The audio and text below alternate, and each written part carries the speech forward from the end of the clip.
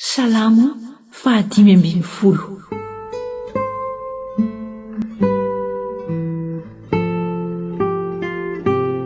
Ny toetry ny olona izay mahazo monina ao amin'Andriamanitra.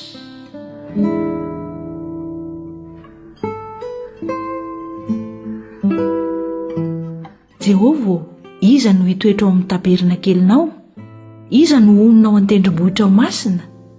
Izay mandeha tsy misy tsiny ary manao izay mahitsy, sady misaintsaina ny marina ny fony, tsy manendrikendrika amin'ny lelany, sady tsy manisy ratsy ny sakaizany, ary tsy manao izay afa-baraka ny namany, tsy manaja ny ratsy fanahy, fa manome voninahitra ny matahotra ny Jehovah, tsy mivadika amin'ny fianianany na dia maningotra ny tenany aza, sady tsy mampiana ny volany na mandray kolokolo hanameloka ny marina, izay mitandrina izany dia tsy mba hangozoozo mandrakizay.